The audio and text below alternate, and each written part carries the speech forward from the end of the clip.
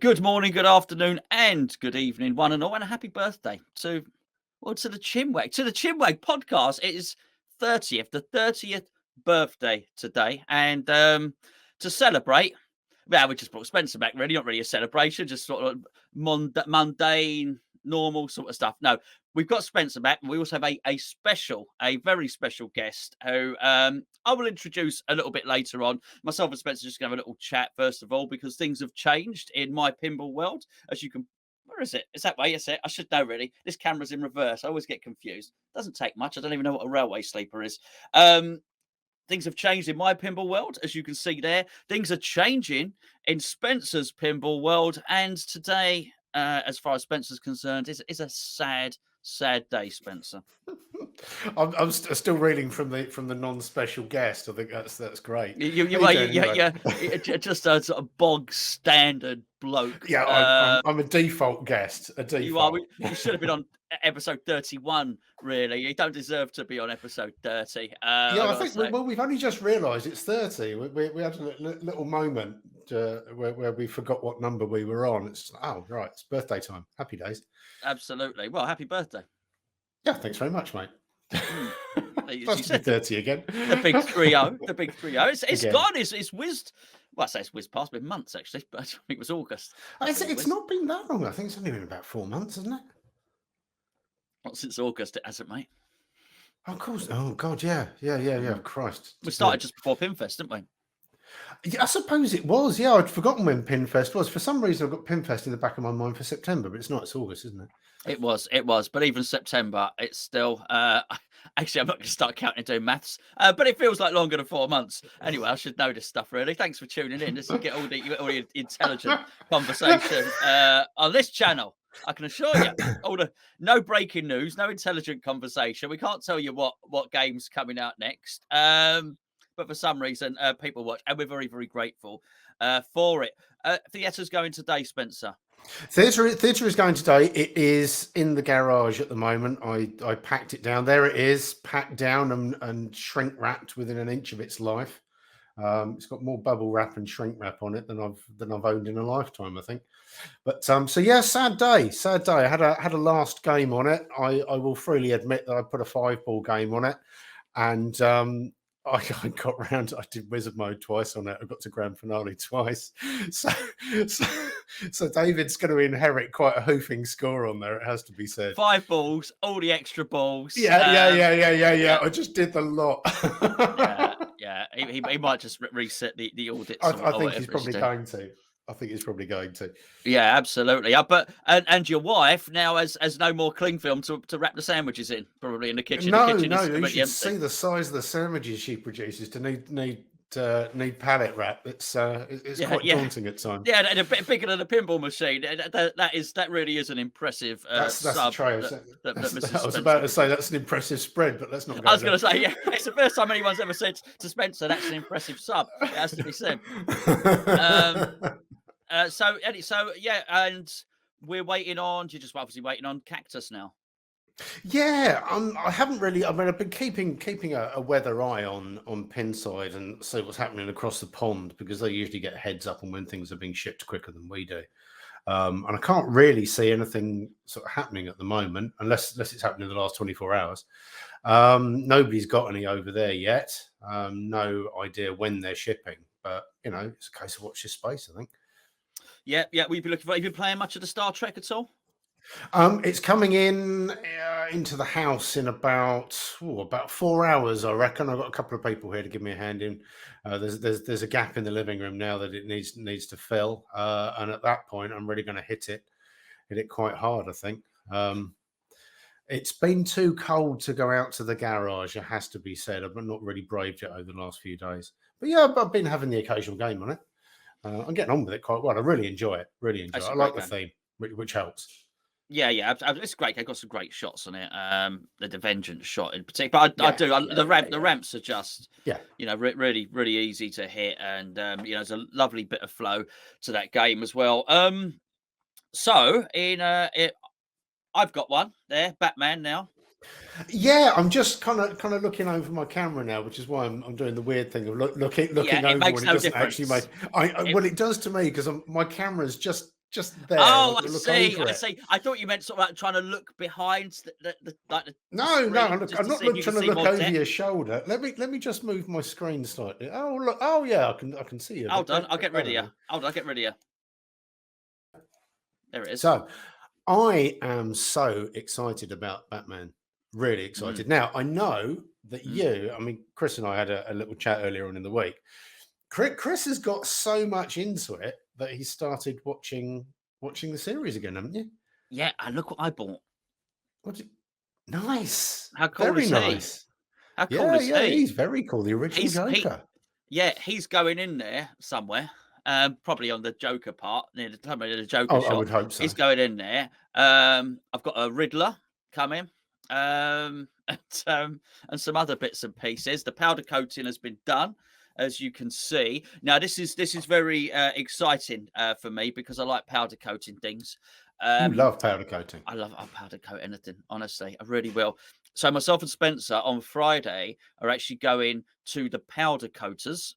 Powder He coaters. takes me to the best places. A day out with Chris is just amazing. And we're allowed to go and film down the powder coaters, and so we're taking more stuff down there. We're going to shot blast it. We're actually going to shot blast a pinball as well and see what's under. Well, probably just a ball, That but is going to be really good fun. I might get my legs done while I'm down there as well. they need to. But it's a lot to get past the. It'll be a take a course old media to get past them their hairs on Spencer's legs. So we're taking some stuff down there, and we're going to film the whole process of it being shot blasted, it being powder coated, and then getting it back. Obviously, which is a massive part of it. So we're really excited about that. The game itself, Spence, is fantastic. It's I simple. haven't seen you as enthusiastic about a game as much as that since probably Elvira. I think when you first got Elvira, you were pretty much stood on a soapbox and with a megaphone at that point. You've been really excited in a different way about Batman. It sort of started off because I think it was a surprise for you. Yeah. I think Batman has surprised you just as much as your enthusiasm has surprised me, really. What are you saying? Well, you're very enthusiastic You call me about it. boring. You Well, no, I'm not calling you not boring. Quite the not opposite. easily I'm calling you impressed. quite animated. Yeah, you call it. Well, I think you're saying I'm not easily read. No, look, I joke. It's it has been really interesting. It's like an older game actually. The rule set is really simple, and I want to just get into this briefly just before we bring out our special 30th birthday guest in. That's not you. Um, Yeah, thanks for that. you're welcome. I haven't really read up on the rules. I haven't watched any long-winded tutorials. It's quite intuitive what you need to do, and I really like the simplicity of it as well. What you said is right. I am sort of into the theme, so I've done what Andy's done, which is Andy started watching all the old B movies when he got Elvira. Andy started watching all the Mm, old yeah, Elvira B movies like Gapper Angry. Even bought himself a Gapper Angry T-shirt. Okay. that boy is committed. Oh He yeah. is well. Yeah. Let's me. I'm mocking. I've just bought myself a model toy. Anyway, um, so I started watching the old series, which has been really good. My 7-year-old daughter, has been watching it with me, which is it's right at I say it's right at that level. Who am I kidding? It's right at my level as well.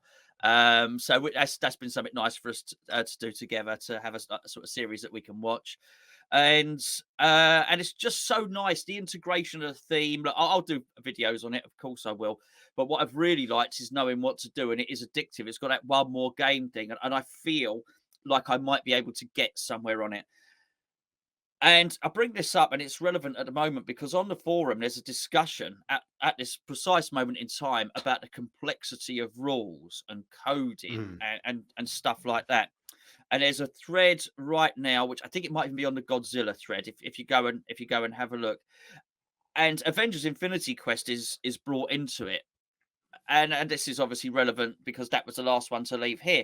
And the Avengers Infinity Quest, there's a couple of people, Andy and Wayne in particular, on there are saying, well, this is an easy game. It's and I think the shots are better, they're very easy.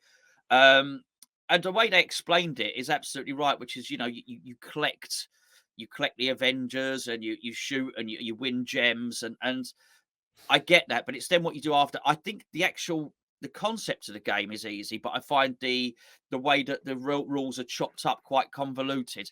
And whereas when I'm on this, I sort of know I've got to get Riddler, I've got to get Joker, Catwoman. Yes, there are some side missions, but they just sort of light up on the playfield, almost like an attack from Mars type thing. It's really obvious what happens, and I feel I'm getting somewhere.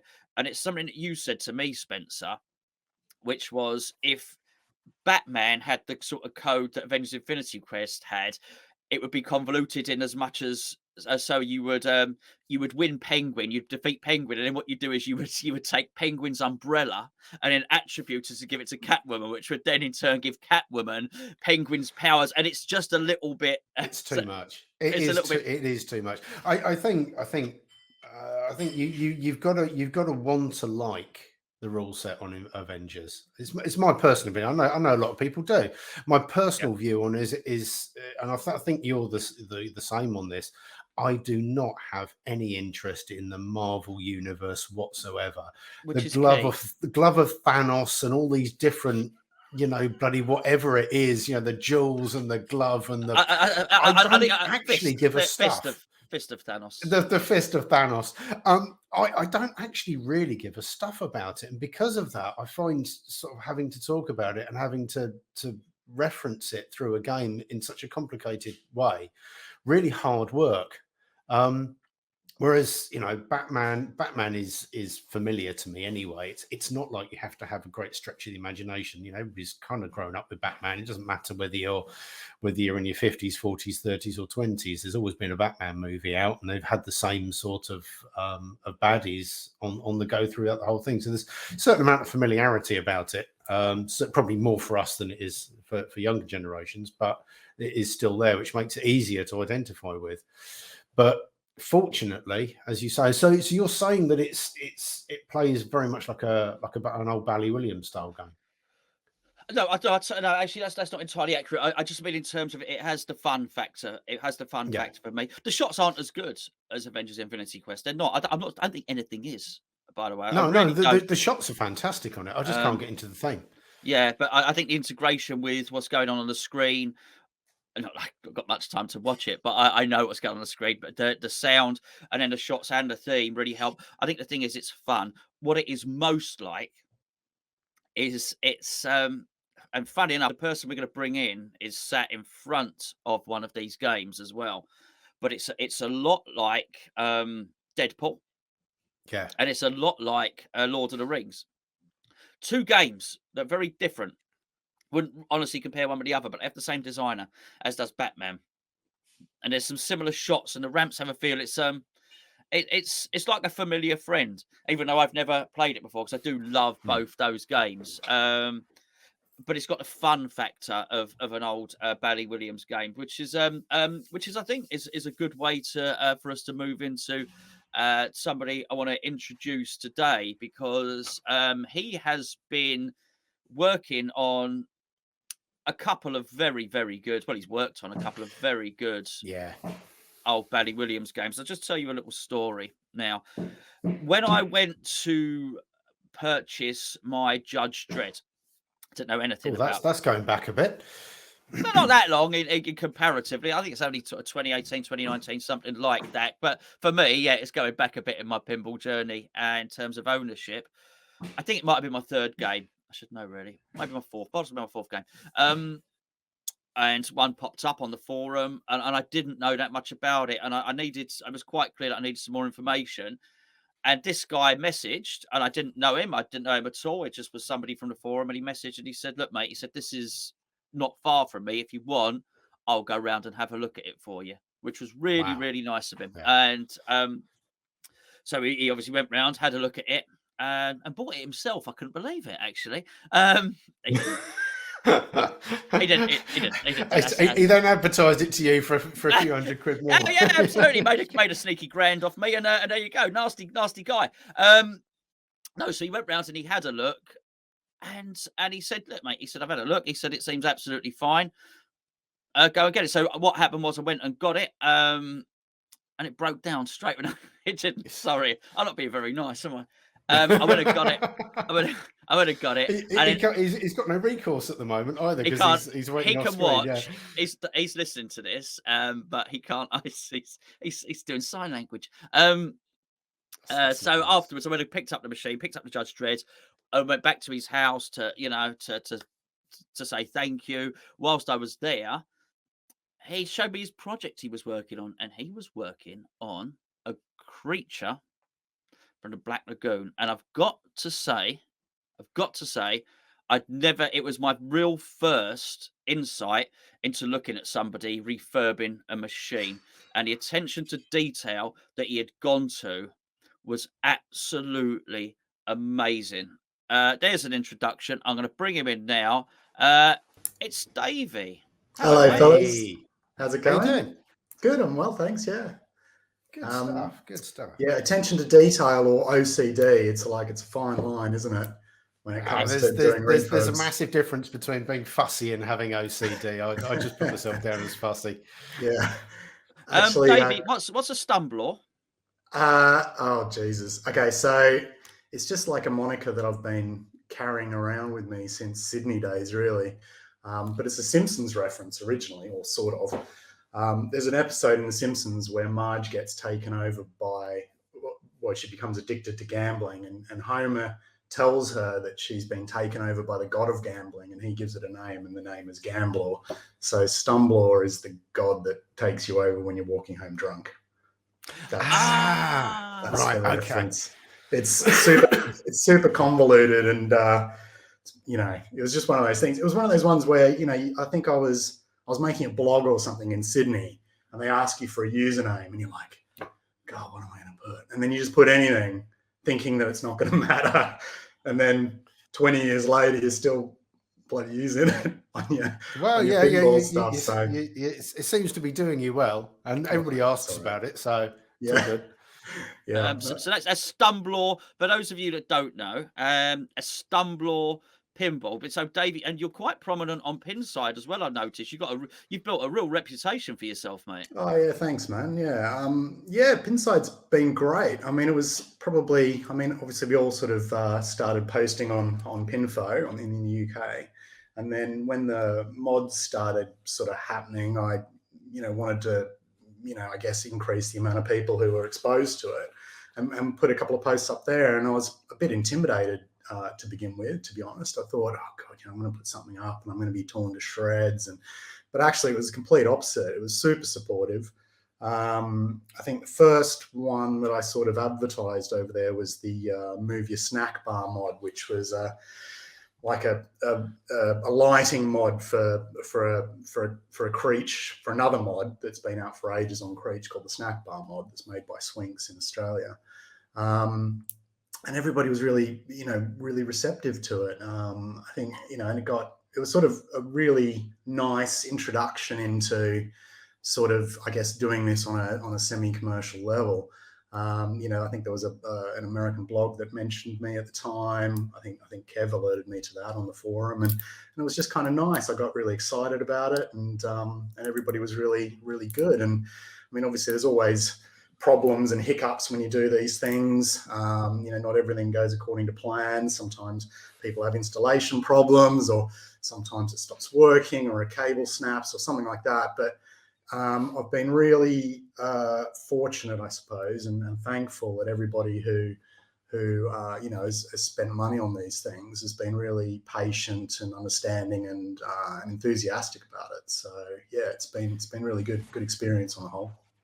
I think a lot of people are really glad that somebody else has put the work in to make their lives easier. I think it's certainly that does come up a lot, actually. Yeah. When that display turned up the other day, I got one of your. For anybody that doesn't know, I got one of your huge displays for my theatre, the Pin to HD, Pin to DMD. It was just so nice to have basically a plug and play piece of kit, a little bit of downloading of some files and bits and pieces, but pretty much all the effort had been made by you to install that. I mean, it was just such an easy mod to put in.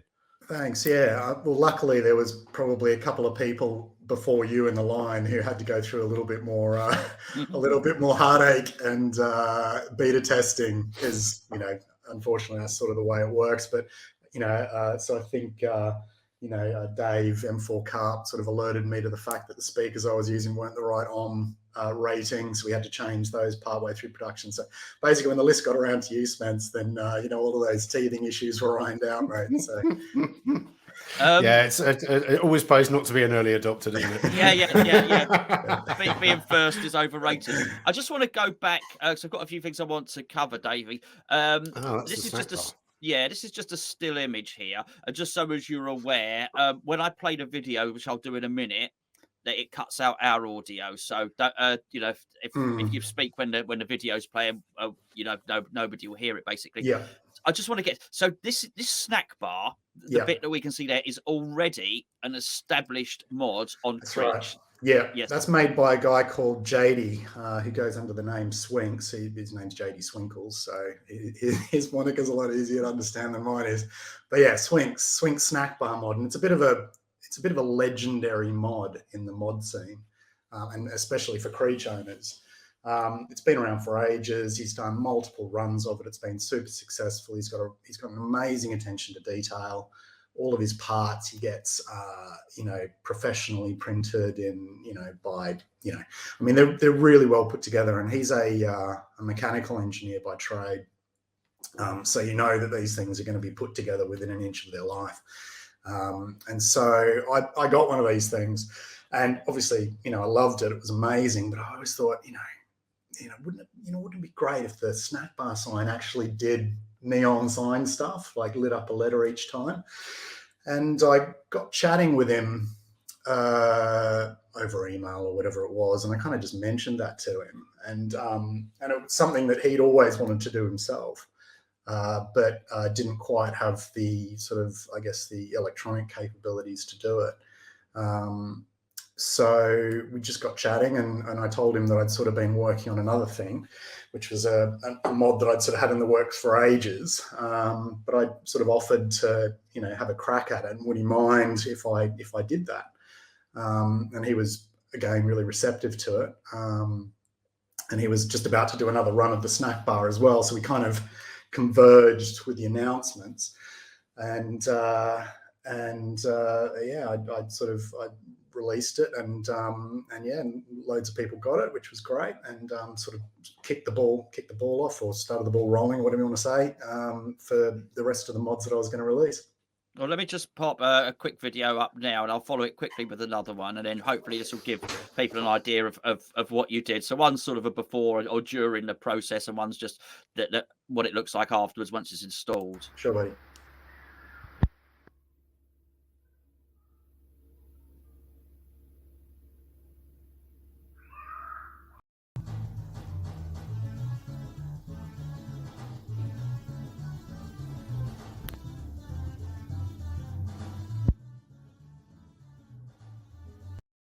Now, the funny thing about my videos is there's always some screaming kids in the background.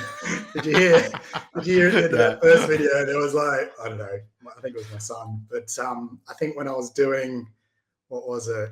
I think I was doing the videos for the Fishtails refurb, and I was sort of showing one of my mods in there and stuff. I think Ivy was like screaming something at the top of her lungs at the end of one of those videos as well. It's what you have to put up with, I think. So you could have blagged that. You could have said that was an audio file that I put in there, which is the people running screaming away from the creature. Yeah, I should have. Yeah, I'll use that next time, Chris. Thanks, buddy. So just going back to creature, because I can introduce some still images, and then what I want to do is get into what your history is, Davey, and then go on to Fishtails, then Lollipops, and there's a lot to get into. Yeah, here. Relentless. It is. The first thing that I was immediately impressed with, and I'm going to pop up an image now that won't be the first thing that people would expect to see, because the creature is amazing. It's such attention to detail. And I wasn't prepared to see anything quite like this. That what I mean is the cable ties are all color coded with the clips. The wires have all been braided, and I was just totally unprepared to see this level of stuff. Now, at that point, I hadn't seen it completely finished. What made you decide? And it's not just that, by the way. Look at this. Look at inside the back box. I don't care what anyone says. Your back box doesn't look like that. Look at all the braided wires and everything. This is before we get into any powder coating or any lights or any of the flashy, lovely stuff. Yeah. This is the stuff that people don't see and will never see. Yeah, that was a bit ridiculous, all that one. I sort of had, like, the recent Fishtails refurb I didn't quite go to that same kind of super crazy level, because you see, I don't think that's ridiculous. I mean, that just for me, that took is so much time. It took so it's much the time. proper way to do it, though, isn't it? Yeah, I mean, why would you not do it if you've got that amount of braid lying around? I'll tell you why you wouldn't go to quite that level. Is actually when the cables are braided like that, they increase in size, obviously, and when you've got all of those cables running into the back box, it does use up a lot of space, and suddenly you run out of places to put these cables because the clips just aren't big enough to hold them all. So it becomes really busy actually in the back box, and especially if you're like me and you're pulling bits in and out all the time and chucking in afterglows and testing mods, on the bus lines and stuff. The cables are getting pulled out all the time and put in different spots, and it does get a bit crazy and a bit busy. So I sort of didn't do that with Fishtails, just because I'm still a little bit undecided as to whether that's the right level to go to. But it does look so nice. It's just so nice. Well, I think Chris has talked to me about potentially doing him a game at some point, haven't we, Chris? So would love to. I'd love to do not just that, Davey. I think picking the right game is important. Yeah. And this is something I really do. I'm so interested in this. I'm so fascinated in this, and it's going to be so fragmented, this video, but it's a chat. Because you've seen what Ant is doing with that wonderful T2 restoration. Amazing. Great work. It is amazing, and he's referenced so much. I spoke to him a couple of days ago, and he spoke very kindly about you, Davey, and how impressed he was with everything that you've done. But what I'd love to do is chart something for the channel, almost from the start, from a crappy old. A start to finish pinball restoration would be fantastic. Absolutely, would be really good. Brilliant. Just to archive. But what I did, and I do what I've not even remotely finished with Creature yet. There's other stuff I want to look at, and we've obviously got to discuss powder coating. But and then move on to Fishtails. But what I was very aware of, looking at Creature, and then looking at what you did with Fishtails, which you went in a different direction with that in terms of the look and the feel of it. And I've read everything you write. I read, and I remember you saying you weren't sure whether the chrome was the right way to go on Fishtails, and then you did. So I know I look at games, and I look at T2 and what Ant's doing, and think, he's gone exactly the right way there. Actually, even in the way the what's the guy? The D1000, how he's chromed him up and all the rest of it. How do you? It's identifying a game and thinking I can make that look better, because I must be honest, I love Fishtails. Whenever it fires up and I hear the tune, I just smile. It's got that fun factor, but I never thought that Fishtails could look like that. I never thought let's get this right. I never thought Fishtails could look classy, and what you've done is you've made a classy Fishtails. Thanks, man. Thanks. Yeah, it's a funny game, isn't it? I mean, it's bright, it's garish. And that's part of its lovability, isn't it? Is the the cartoon decals and artistry on it. It's supposed to be a bit of a silly game in the nicest possible way that Bally Williams games of that era were somewhat silly. But it also sort of makes it very difficult to know what to do with it, to try and take it to the next level, but also retain the essence of what the game is about. Because when you see some refurbs that they haven't quite gotten that mix right, whether they've sort of overdone the LEDs in a particular direction or chosen the wrong color for the powder coating or whatever. And so it is a very easy thing to get wrong. I suppose that some people think, close enough is good enough. But, for me personally, I think that that's, a really important facet of doing a refurb is getting those color combinations with the LEDs and the color combinations of the LEDs you use down to the powder coating, or whether to not use powder coating. I think that balance is a really important one to strike. And as far as logistically how you go about doing it, particularly for fishtails, I mean, Creech was a little bit more obvious because, it's sort of got, it uses a lot of pinks and purples within the game itself. So you've got, my particular one you can see is the light pink version of the playfield. But on the other one, it uses, a lot of hot pink. There's either pink or purple on the decals down the side. So it was kind of obvious that the standout colors for this were either going to be green or pink or purple. Then pink or purple usually goes quite well with blues. And so I sort of used a lot of ice blues on the playfield as well, because pink and blue go really well together. And then there's obviously a lot of aqua and blue on the playfield as well. So you can use those blues to sort of create a watery theme up near the pop bumpers that you can see. And it sort of just all came together after that. The actual powder coating for Creature here, the green one that's done in kind of like a lizardy, sort of scaly type. Yes, it's exactly what it looks like. It's got a mottled finish on it, hasn't it? It's really nice. Yeah. So Sutol, is his handle on Pinfo. We had a chat because he was using a similar effect on his on one of his games to create sort of like a blood splatter effect.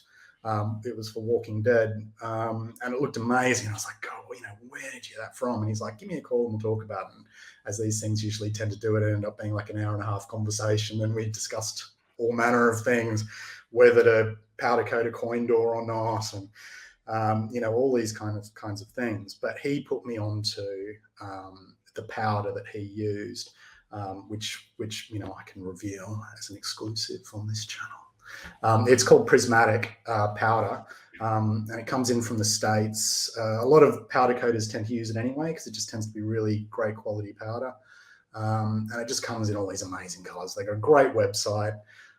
You can basically put in color combinations and stuff and see all of the customer photos. You get a really great idea of how it's going to look when you use it. And when I saw Sutol's, red blood splatter, it was just obvious, what to do with it. Make it green, make it like a lizard skin, like Creature's body and his skin. And then try and get it as neon as possible as well. So neon coloring is a very difficult thing to get right. And these decals are from PPS, and I think they screen printed those. So that's the proper green neon that it's supposed to be. But you can't digitally print neon, as far as I know. So sorry, I'm jumping around a bit, but when I did the apron decals, I got those printed, and they came back and they weren't the right color. So there's another one of these stupid things where you just invent the solution before you realize probably how difficult it's going to be. But I got a screen made with just the neon bits on it, and then I neon screen printed the apron decals so that they were the right color green. So it was a huge effort for something. Wow. Okay. So you're going to take that back, what you said earlier, Spencer? Well, I was about to say, no wonder his kids are always on his videos because they're banging on the door because they haven't seen Daddy for weeks. That's why. Daddy, play with me. Get off. Actually, Ivy, who's my youngest, she loves doing pinball work, fortunately. So she quite often joins me, which is great for most of the time. Not so great when you've got a hot soldering iron and lead fumes are like, swirling around your head. Pretty quickly. They'll learn pretty quickly. No, I can remember my dad taught me a very hard lesson once. He told me that's hot, and I didn't believe him when I touched it. It's the last time I did. I'm still touching hot soldering irons, man. I don't think I've ever learned that lesson. I just want to just while we were on Creech, Mhm. this ain't going to mean a lot to some people, but to a lot of people, this is Mm. this is in many respects is the least outstanding and the most outstanding picture of the lot. And if you're not into pinball machines, people are going to say, It's what are you doing? Why are you ridiculous, showing a isn't it? picture of a back of that?" Yeah. But there will be people watch. Alan J will be watching. There'll be people watching this saying, I know. That's All beautiful. the losers. Yeah, Like me. that is beautiful. I mean, Thanks, It mate. is Thanks. fantastic. it's, You should have seen that back, like when it was first received here, because the whole game was completely toast. It had been sat in somebody's leaky garage for God knows how long, and the whole rear, the back box was okay, but the rear of the cabinet was just completely destroyed. I mean, I kept it. It wasn't destroyed in the sense that the wood was failing, but it was delaminating, all over the place. And so it was one of those decisions you make where you're like, do I just rip this off and stick another piece on and just go for it? Or do I try and re-glue it all and tape it all down and sand it all back and repeat? I can guess what you did. I glued this one, yeah. Would that be on the file, the 400 Yeah. pictures file? It is. Yeah. Okay, right, okay. Right down the bottom. If you can find it right down the bottom. Yeah, well, there's no reason why I can't drag that in if I can find it. Certainly. I mean, my goodness, there's only so much we could do on these videos, but yeah, it'll be really low. It'll be really low quality because I sort of originally I bought it off eBay with the intention of turning it into a virtual pin. This was before I even owned any games or anything like that, and I did that and turned it into a virtual pin. I had a lot of fun with it, but of course, once you do that, you're screwed because then you realize that it's not actually as good as the real thing, and then all you want to do is have a real one. And I had the play field with, I think all of the mechs were still on it, even though they were rusted. And I sort of, words. Yeah, have you got it? There's actually a caterpillar or a worm on one of them. Have you seen it? No, I haven't seen it. Have you seen it? Hold on. You keep talking amongst yourselves while I try and bring it up there. If that's the playfield picture, I think it's just like wildlife on it. I think it's like just salt residue, I think. No, I'm saying it's like a little maggot or something. Honestly, I'm going to pop it up now. Look, what is that thing? Oh, yeah.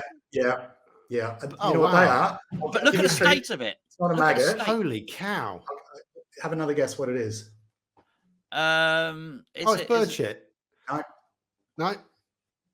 They're the rubbers off the posts, off the inlanes. Oh. Yeah, off the top lanes. Okay. So you didn't reuse those then? Because it was like that, they fell to the bottom. Didn't reuse those fence, no. But look at the state. This shows you the state of the machine. Yeah, which is that playfield wasn't kept. I got a new a secondhand playfield off Chris B.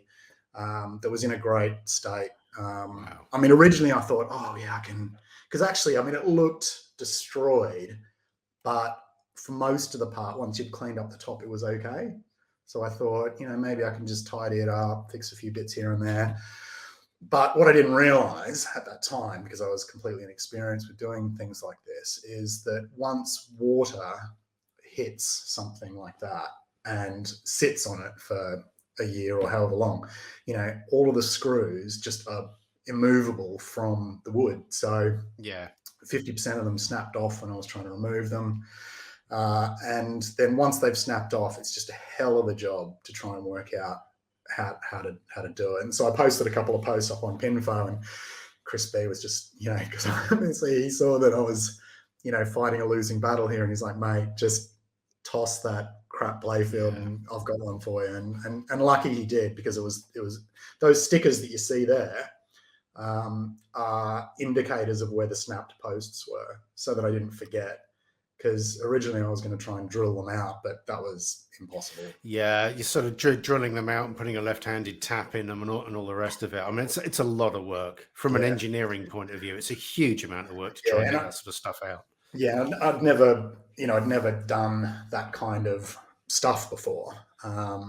So I kind of had an idea of how to do it, but the reality was just, I mean, I tried it on the first one and I realized it was never going to happen. So, so it was especially when you're dealing with sort of screws into timber as well. I mean, you know, it's a different ball game if you're trying to get a snapped bolt out of an engine block or something, but because the bolt is, you know, is sometimes, well, it's not softer than the block, but at least the block is a fairly hard medium to be drilling, and the bolts are quite big. But those screws are tiny, and you've got soft material around them. And so you drill just, if you're trying to drill, and the drill just slips into the wood all the time. So it was impossible.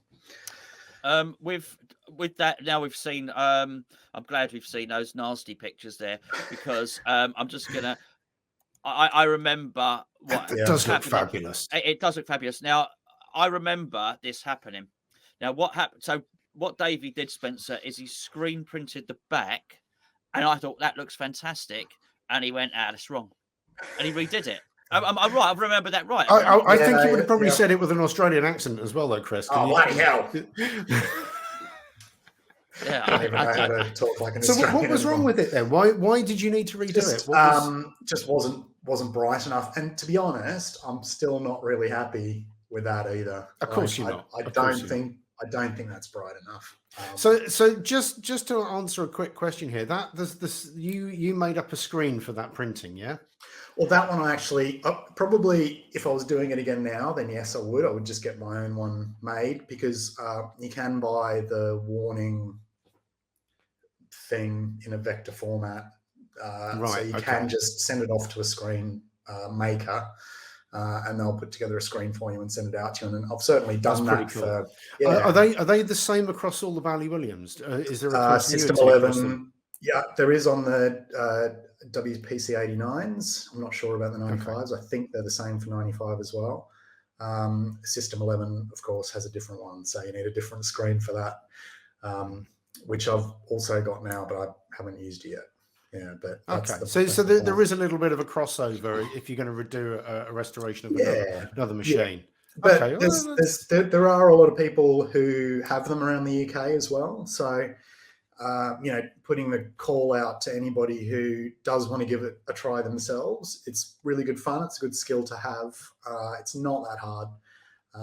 And just if you just want to borrow somebody's screen for a little while, and make sure you clean up after yourself, you've got to remove all the ink, because otherwise it gets stuck in all the little holes in the silk. But just put a call out, and I'm sure that anybody would be more than happy to send you their screen for you to use, or likewise just do it for you. I'd do a couple of people, local to me. They just bring their back box around, and I'll screen it up for them. It's a nice touch to be able to clean up the cabinet like that, to give it a repaint, and sort of to sand it back and get it looking absolutely mint, probably better than it did coming out of the factory, because most of them weren't painted. The back boxes were, but the lower cabinets, some areas of those weren't painted, certainly underneath. Yeah, and a lot of just people be able to get that lettering but looking absolutely mint it's just lovely. It's a lovely detail. It's the icing on the cake, isn't it? Yeah. You can buy warning decals for the back, and a lot of people do. But for me, nothing wrong with that. But I think if you're doing a restoration, then I try and do it. Yeah, I mean, obviously I do a lot of stuff that isn't stock and stuff, so it's a little bit of a funny thing to say. But for me, I like having it all screen printed. I'm surprised. I'm surprised you haven't got the inside of the cabinet screen printed with little arrows explaining exactly what cable run it is. Don't give me any ideas. Yeah, I mean, amazing. Listen, I don't want to fly through. No, by all means, mate. I know we're time limited, so yeah, we can just do a summary of other stuff if you want. Well, I just want to pop up some pictures. Bearing in mind we've been talking about it of fishtails here, which is your latest one. We've already touched it already. It is stunning. Thanks, man. Davey. It's stunning. Look at that. Lovely coin door. Lovely coin door. Beautiful. It's beautiful. Funny actually, because that Terminator refurbishment, he's putting a chrome coin door on that, I think. Yeah. Well, he's had it all cut out, hasn't he? He's had it all. Yeah, he's made his own custom coin door. Amazing, actually. This apron. How did Yeah. you get the like the fish on either side there? I had to get those reprinted. So yeah, I scanned them and then pulled them up in Photoshop, removed the background, and then sent them off to a sticker company that Okay. prints them up.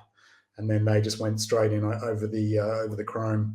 I mean, ideally you'd have them like die cut, where I mean they are die cut anyway. But they're die cut in the normal triangle shapes that apron decals usually are. It's slightly the type of sticker that I use slightly dulls down the chrome underneath. I mean, it's not hugely noticeable, but if you were gonna, I think if I was gonna do it again, you'd then take it that next level higher in awesomeness. It all looks so vibrant, David. You know, the play field. It does look stunning. Yeah, they're all Comet LEDs. You can't go wrong, really. Yeah, Yeah. Comet's just, I mean, they're just beautiful colours. But I mean, it really is. You sent me this. This is obviously, I guess, a mock-up with the 3D back glasses on it, right? Oh, I don't know. Yeah, I think yeah, somebody else has done that one. I think I was. They call it, what is it, lenticular or something? Yes, yeah, he's on Pinside. Yeah, yeah. So there's a guy that does those, and I think that one's available somewhere. And I looked at that and I was like, oh, that's awesome. That's really cool. It is really cool. Yeah, I didn't end up getting it. I think it's got I know it's got a CPR back glass in it now. And I think it's getting picked up tomorrow, I think. Yeah, you've sold it. I can't believe you've sold that on now. Mate, yeah, needs must, really. I mean, you know what the deal is. We all have to fight under the yoke of limited space and limited funds. So I needed to make way for incoming. And you enjoy. I mean, this you enjoy the process, yeah, Davey. I do, This is the point. You've done that. You're obviously keeping Creech. I know you said that to me. This is you're onto the next thing. A couple of things I want to touch on before we finish, which is I want to talk about the lollipops and whatnot. But just what's your history? What is it in electronics? Because you know an awful lot about this stuff. No, it's not actually. I'm a computer programmer by trade, and I do a lot of web development. So I was programming on a Commodore 64 when I was growing up, and it's kind of just always been a part of my life, really, programming. So electronics, I've learned from doing pinball.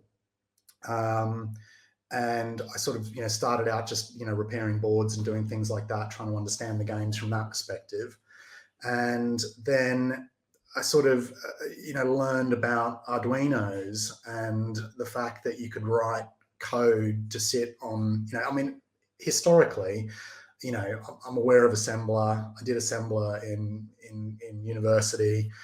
Can't remember much of it. I found it really difficult. It's probably best forgotten, to be perfectly honest. Yeah, it's incredibly difficult stuff. I mean, it's. I suppose it's the people who understand it are kind of like bridge the gap between hardware and software sort of people. But for me, it was always a little bit unknown. So I always just assumed that microcontrols and stuff just all ran on assembler. I never really knew that you could code effectively what I was already doing.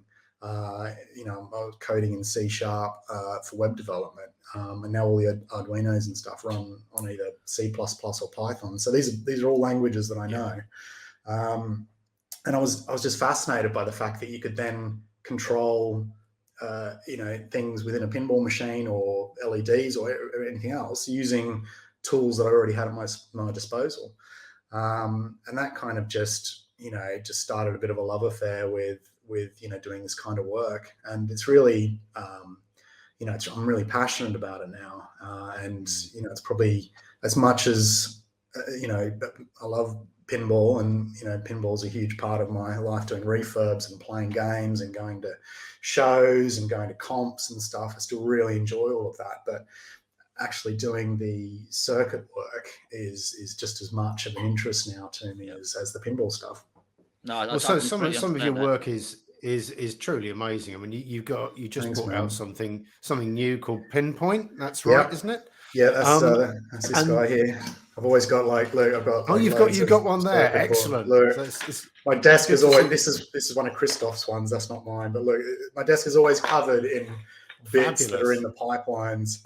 But yeah, there it is there, Pinpoint. So as far as I'm aware, Pinpoint effectively allows you to on the older Bally Williams machines. There's a ribbon cable that connects the soundboard to which two boards? It's soundboard and Yeah, it goes from the top of the CPU board over to the Fliptronics board, over to the Gotcha. soundboard, and then over to the DMD. So that And line carries yeah, all of that data in one direction, and they each have their own address, I suppose, that tells that board what to do. And this particular board sits on the soundboard because it's sort of something we've been discussing. You know, a bunch of people are interested in this kind of stuff on the forum, so we've been discussing it for a while. Is that picking up on sound events is probably the best way of understand without having a direct connection to the code and having the code telling you what mode it's in. It's the best way of ascertaining what that mode is by listening to sound. So, you know, multi-ball will have its own sound, hitting the scoop will have its own sound, so you can work out what's going on pretty well. So this board sits and basically hijacks the communications between the internal sort of components of the pinball machine, and allows you to assign your own actions to whatever it's doing. That's right, yeah. So it doesn't quite hijack them. It sort of sends the signal through, but it reads them as they're going through. And then once I've sort of worked out that that bit of technology, that was sort of the difficult bit. That was the bit that we were trying to get to for ages. And it was actually that board that I showed earlier. This is Christoph. He's done a new version of the Afterglow, which is this one that we're still just testing. But he did a circuit for that, and instead of the Afterglow, which sits in front of the lamps, it's now sitting on the buses in the same way that Pinpoint does. But this was pre-Pinpoint, and I saw his design for that, and I was like, oh, I wonder if that will work elsewhere. It was a different bus. It was the ribbon cable between the CPU and the power board. So it's a different bus line, but effectively the idea was the same. So I sort of said to him, oh, look, do you mind if I rip off your design here and re-implement it somewhere else? And he was like, no, by all means. So I quickly did it, and then just got a board printed just to kind of test the theory. And lo and behold, it all worked. So, I mean, that's the same board that I demoed the other day. And yeah, it sort of picks up on those sound events. And then once that difficult bit was done, I could then do the rest in code, which is something that I'm, where I can really add value, I think, because, particularly now that I've, worked out how to do these web interfaces for everything, I can just then, revert back to normal, Davey coding styles and just Davey, just explain, please, the web interface. Just don't assume everyone's watched that video. What is the web interface? No, okay, that's right. I'll just mindful what people will ask. Yeah, of course. So, all right. So all of my boards use there's this little microcontroller here, which is called an ESP8266. And the great thing about this is that it's got a Wi-Fi capability. Those lines that you can see there is the antenna. So what that enables you to do is set up like a little web server for these things, and it means you can just jump on your browser, type, connect to the little access point that it creates, connect to it on your browser, and then it'll send you an HTML page, like a web page, that allows you to configure it. So before I was using these, I was using Arduinos, and the only way really to configure them was using dip switches. And so you very quickly run out of dip switches in order to configure the amount of stuff that I want to be able to configure. So when I started using these, and it was Mike Madnat who sort of put me onto them first, it kind of just opened everything up, basically, because it means that you can connect to this access point, get access to the configuration through a nice user interface. You can have as many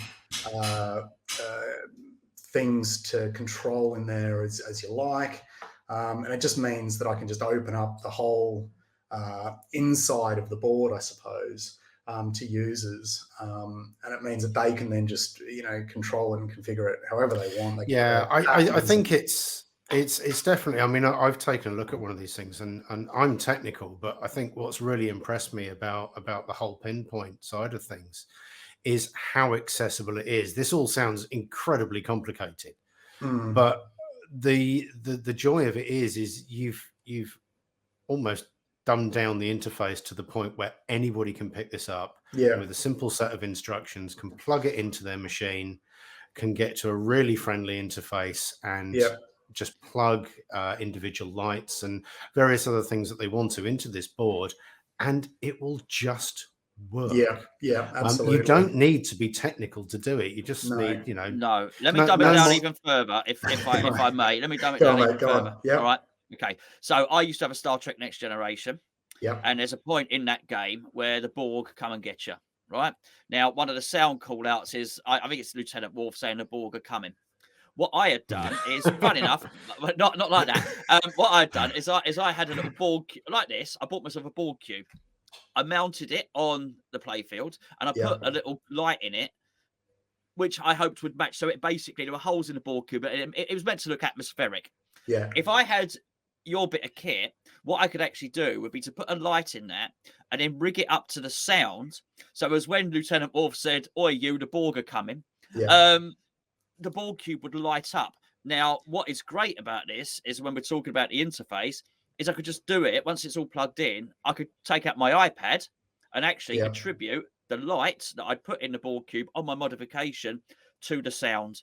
And then I could also dictate, because they're RGB, what color the light would be when I put it in there. Have I got that right? That's absolutely right. Yeah, and what patterns, and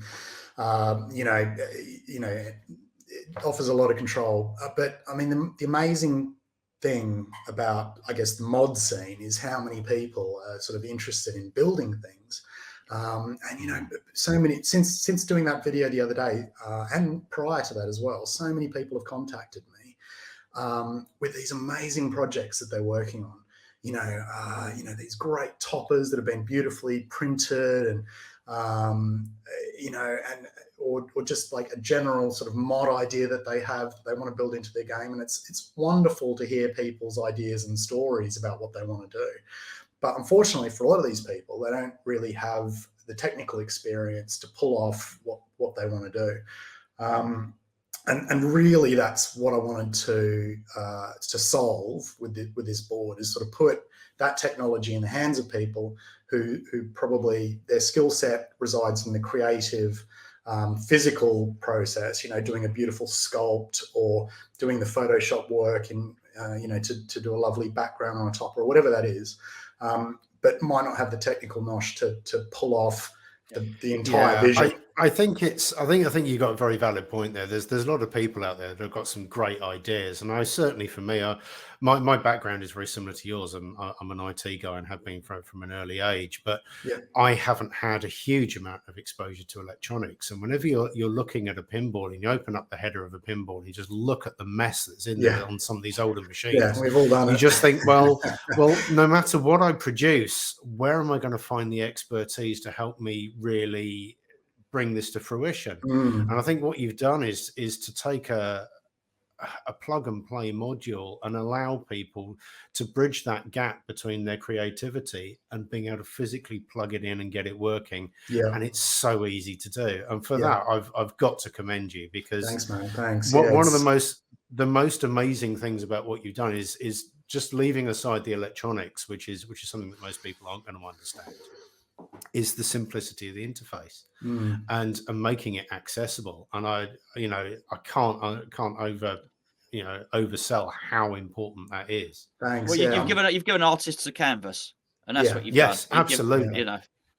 And I can't wait to see where people take it, really.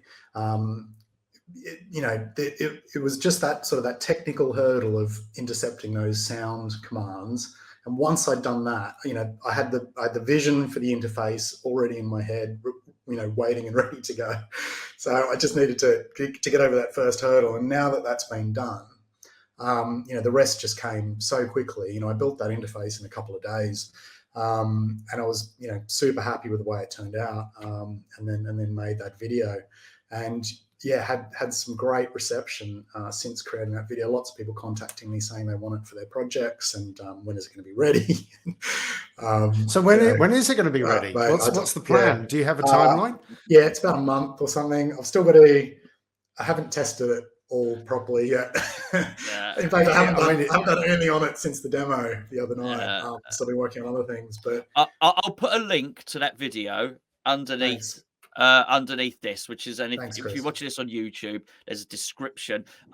The phones aren't great these days. You've got to click an arrow to expand the text underneath. If you do that, you're watching this on YouTube, I'll put a link to Davey's video there, and it will explain technically. And he actually shows you. He shows you himself on his iPad, changing the configuration of the lights and whatnot. It really is amazing. Maybe it will give you some ideas of things you can create yourself. Maybe you will just steal my idea for a Borg ship, but I said it first. Do it. Right? Steal Chris's idea. He hasn't copyrighted it. I've got all this wonderful creative stuff Davey's talking about. It's me and my Borg ship and my Joker. I don't know what I'm going to do with him.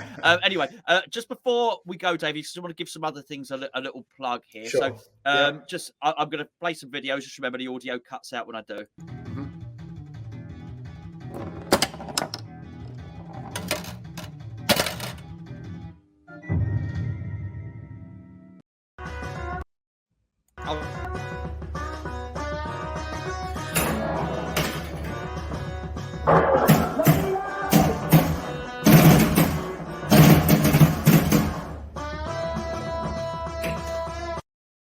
Lollipops. Tell us about Lollipops. Yes. Lollipops.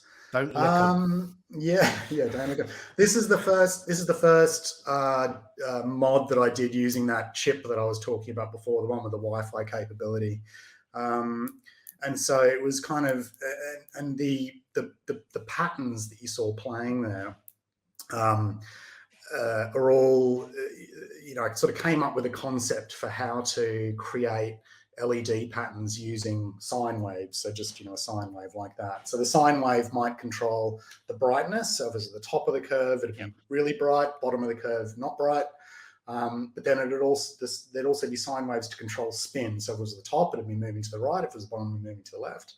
And then it also controls like RGB mix and things like that. So, and then you can control all the parameters of those curves. So it sort of enables you to create, not limitless patterns, but a whole bunch of really interesting, nice patterns.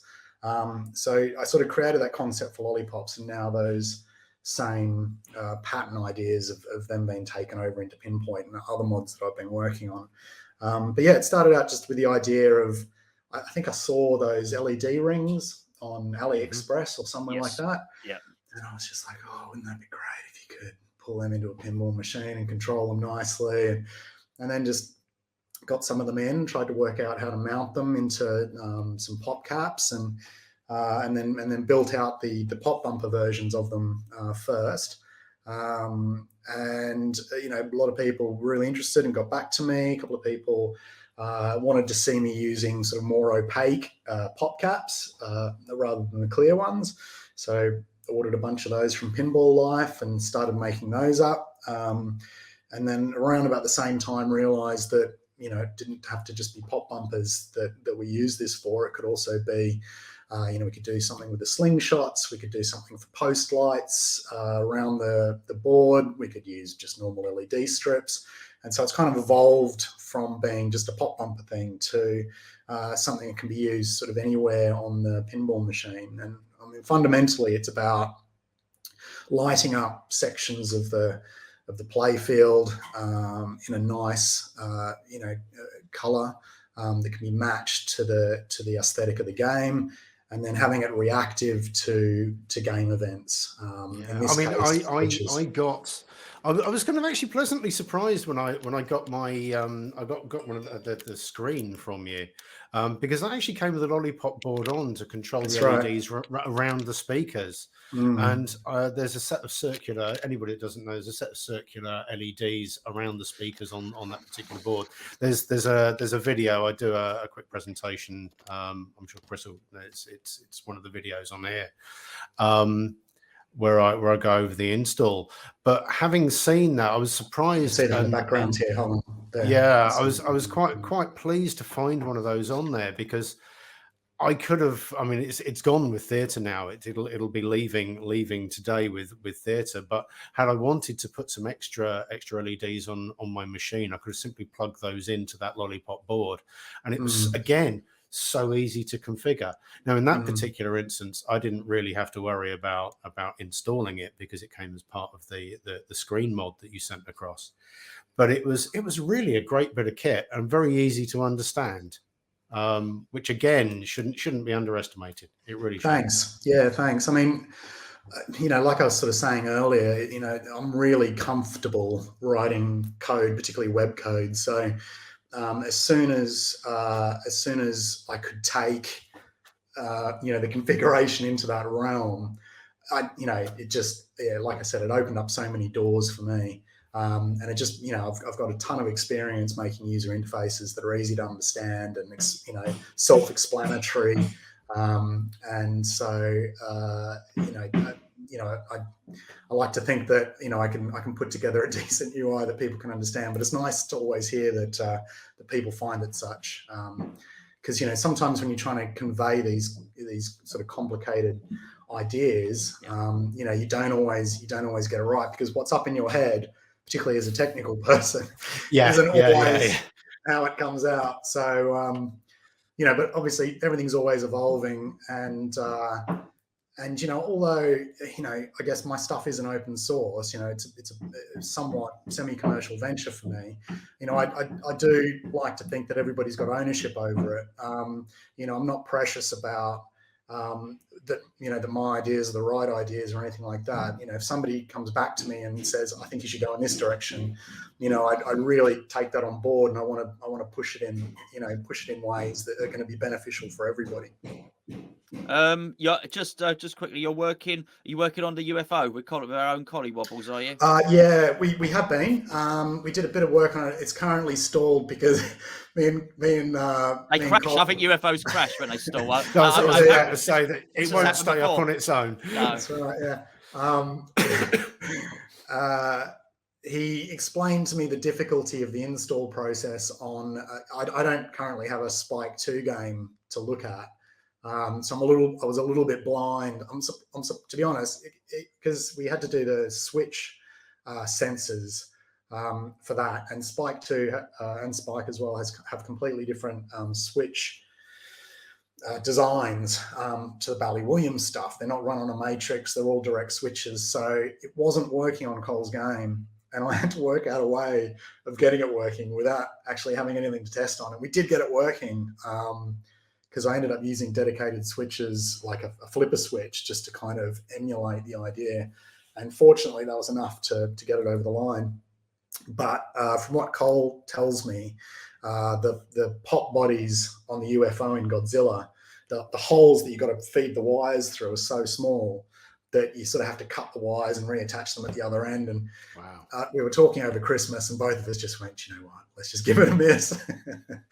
So I might, when Godzilla arrives here, I'll probably install, I think it's Cole's one that I will sort of end up installing in Godzilla, but I'll just, do the install work myself, and I don't have to put in any instructions and answer any customer complaints when they do something to their machine that, we'll talk afterwards. I've got an idea actually that might help you out with that.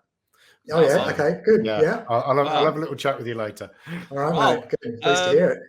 Listen, Davey, I'm always astounded by your work. You know that. I think it's absolutely amazing. I think Thanks, mate. I think people like you are incredibly important to the hobby. I really do, and particularly for these older machines. To hell of a thing to take what was inherently a disposable item that was intended to go into an arcade for 3 or 4 years and then get chucked into a skip and then take 20 years later, it's got a new lease of life. I mean, it's absolutely amazing.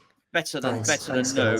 So that's great. And I think everyone does that, but also what you're doing to allow other people to expand the hobby. And I never stop being amazed at how many smart people there are in this hobby who invent all different things. You just see them all the time. So many talented people. And I go back to, I go. Funny enough, I go back to the T2 thread with Ant, and on that thread, Chris puts up these wonderful Chrome Terminator 2 that he did, the Chrome version. Yeah. And I think Ant asked after that, "Oh, can I get that apron?" And Chris said, "I think they've discontinued them, mate."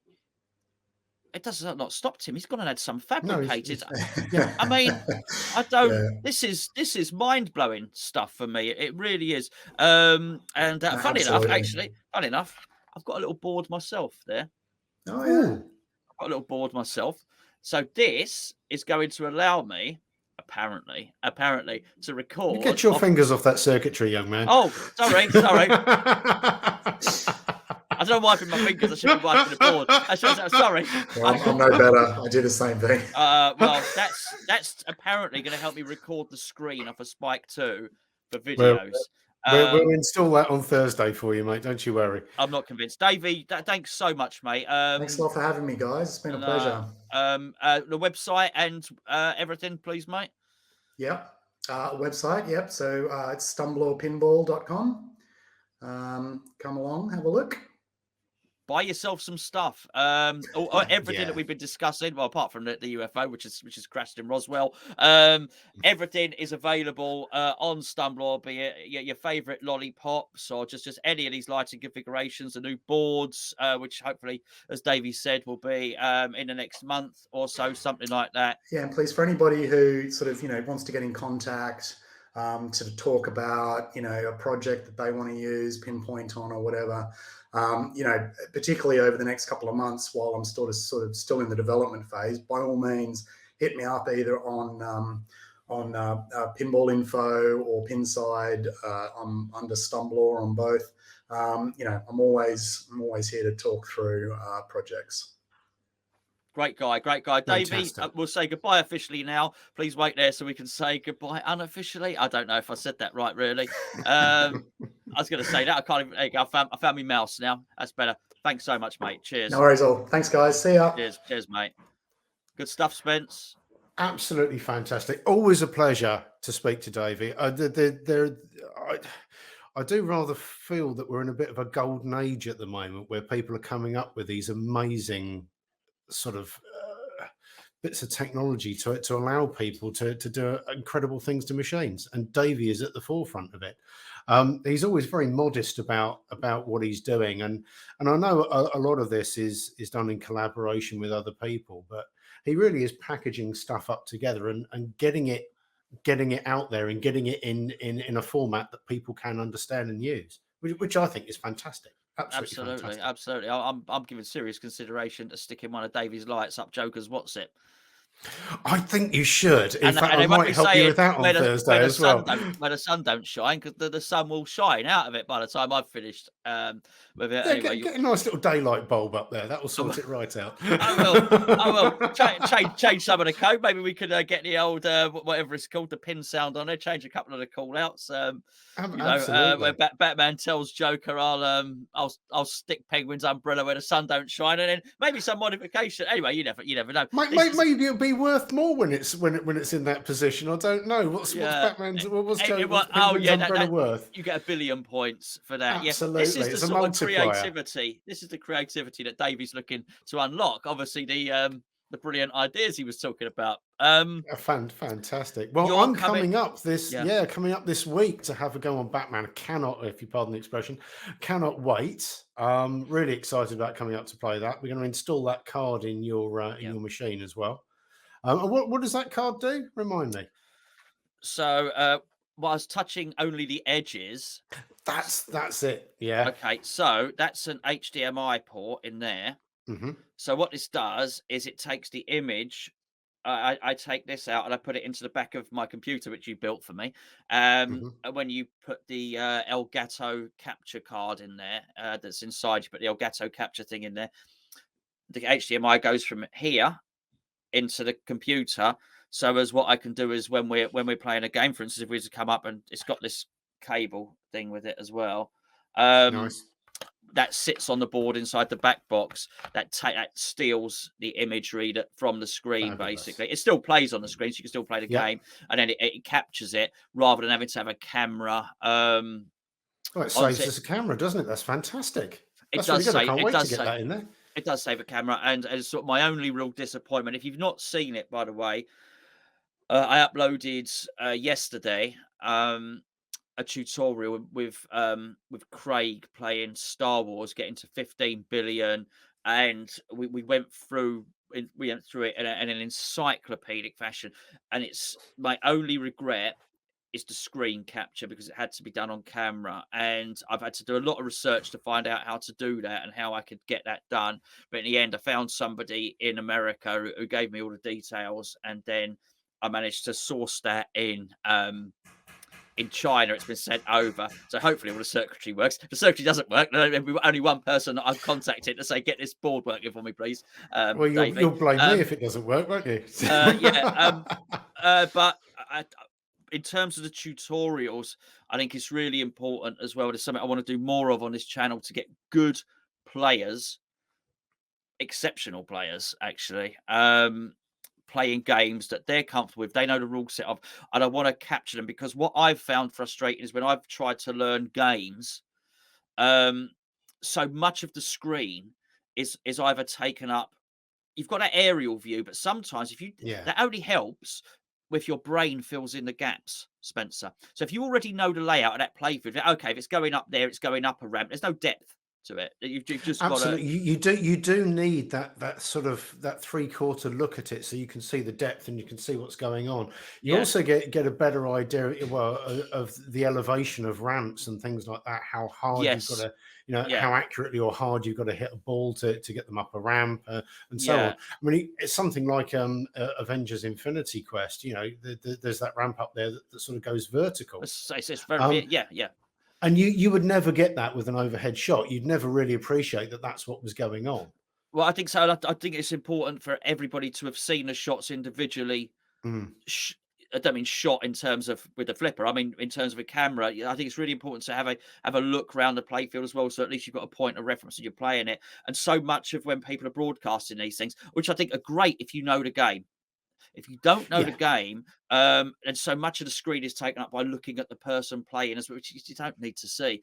And obviously, so much of that camera stuff is taken up by a camera being on the screen. One camera that's not on the screen can be doing something else. Another camera on the flippers, or another camera on a ramp, or another camera somewhere else. So hopefully, that little card there is going to free up a camera and just get some really clear, crystal clear imagery. So as you don't need to see this. I don't even feel you need to see the screen all the time, by the way. So I don't think that needs No, you don't. But it means it makes life a lot easier. I mean, I as an aside, I watched that video last night on Star Wars, and it was a really, really, really good video. I mean, fantastic score that he got. I can't believe was it 2 or 3 balls at the end that he just sort of let go. He honestly drained them. I don't know how many extra balls he got. He just drained them, because it had been an hour. And we had we had to have a video.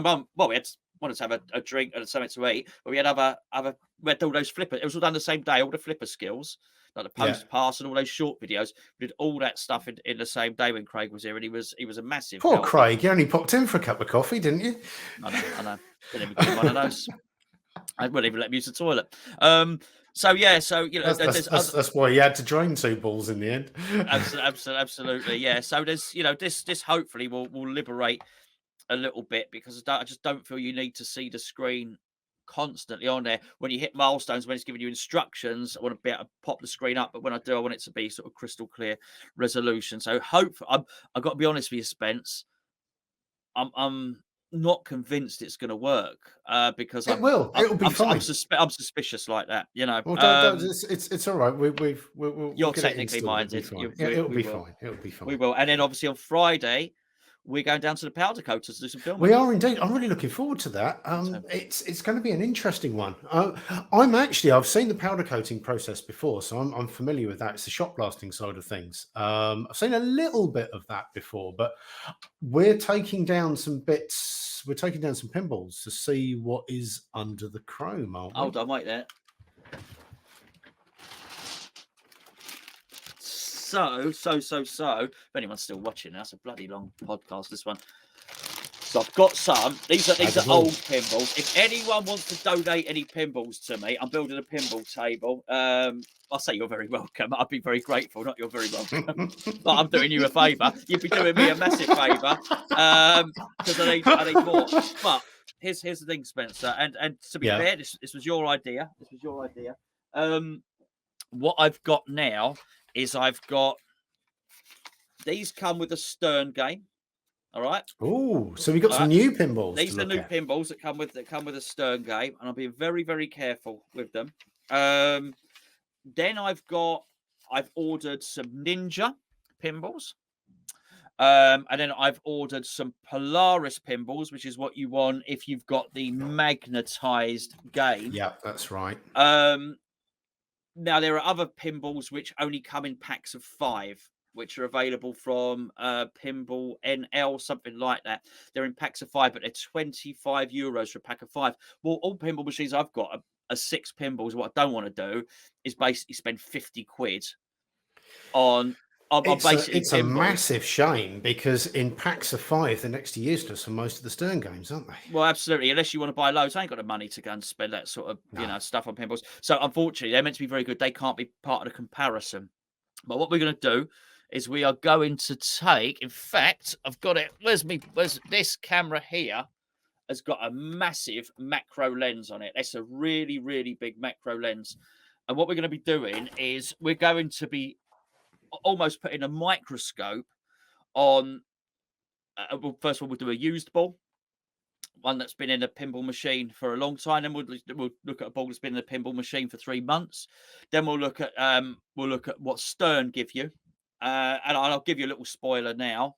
The Stern pinballs are not. Myself and Spencer already had a look at these. The Stern pinballs are not great. And then we'll have a look at those. We'll look at the Ninja and we'll look at the Polaris, and we're going to compare them to you, just try and see how much damage each pinball is doing to your playfield. And was quite shocking, the difference, Spencer, wasn't it? It is. I mean, at the end of the day, what's the only thing that's rocketing around the table causing wear? It's the pinball. Apart from you, it is the pinball. Joker. The pinball is a very important part of an often overlooked part of the game. Really, the actual quality of the pinball. Yeah. So we're going to shot blast one as well and find out exactly what's under the chrome coating. I think it might be a pinball. I think it might be a pinball, but it could be Narnia or something like that. Maybe it's just maybe they're like Russian pinballs. Inside that pinball, there's a smaller pinball, and it just keeps on going until you get a tiny little Russian pinball. Oh, it's nice. Yeah, nice. I like that. You never know. We're gonna have fun doing that and filming all that sort of fun stuff. Anyway, lots to come on the channel. We've got Spencer's got a turn into a channel update. Why not? Spencer let's do that. Is going to be editing the goodbye theatre video. So that's really good. So we get to, well, myself and Spencer, we have a joint game, play it on 5 balls, and we get to wizard mode on theatre, which is hopefully quite good. And we sort of archive Spencer's the pinball formerly known as Spencer's Pinball, which is say no more. We do that. Also, we've got, I mean, there's loads more Flipper Skills videos coming up, which Craig has done. Got some Batman videos, which will be coming up very, very soon as well. There's some other stuff, which I don't want to say just yet, which should be really good. We've got some interesting stuff. We're also looking at mods. We're looking at all sorts of aspects of pinball. We're really sort of, we've got lots and lots of ideas. We've got a lot of things in the pipeline, haven't we? Yeah, and I'm going to start the series probably next month. Will be the start of the series, which will be basically the ratings, like the Top Gear ratings. Yes, system. Yeah. Chris's pinballs in order of preference. There you go. Yeah, but they have to have lived in this house. So yeah. So I've got to give them a fair crack at a whip. It's not fair to go and play one for 5 minutes in an arcade. Give yourself half a chance, but there'll be some interesting things on there anyway. But yeah, right. Well, that's it. That's us for our Chinwag. Want to say sorry to Brad. By the way, mate. Next, we'll have you on very, very soon. I've also got the flip out got the Flip Out tour coming out really soon as well. Yes, yeah. It's just I've been working on that Star Wars video for quite a while. It was a massive, massive edit on there. Before we disappear off, David's got his little mini tournament up at his on the 29th. So best of luck to him. Absolutely. More cheesecake. Yes, it's going to be lots and lots of cheesecake, and theatre gets delivered the day before. So that'll be featuring. Well, I don't know. I'm hoping it'll be in the competition. I mean, whenever you ship a Bally Williams, you got to, there's no guarantee it's going to arrive and not have a little hiccup on the way. Because he's not going to send it. You can never guarantee it's going to arrive because I haven't sent it. Because I haven't sent it, but I mean, it's done a house move with me, and it's been to Keith and back without any hiccups. So I've got my fingers crossed that it's going to arrive and be fit for competition the following day, which would be really good, really good. But yeah, best of luck on the 29th, David. Best of luck on the 29th. Hello to Claire as well. Absolutely, both of you. I hope someone wins. That's all I say. I think somebody will win. Somebody will, but everybody will definitely have cheesecake. We've got a little thing in the offing, by the way, but that'll wait. We've got a little not you and me, but no. We've got for the larger community. Yeah, well, the larger. We've got a little idea for a tournament. But it's the kernel of an idea at the moment, and not it's not hatched. I thought it was a major idea rather than the kernel of an idea. Absolutely. I'll tell you. Morning, Faulty. It could be a private idea, I suppose. Absolutely right. I think we'll probably leave it there. We'll flash up the what's it. Say thank you very much for everybody that's tuned in. Thank you so much to Davey. And we'll catch up with you again next week. Cheers, Spence. Yeah, you take it easy, buddy.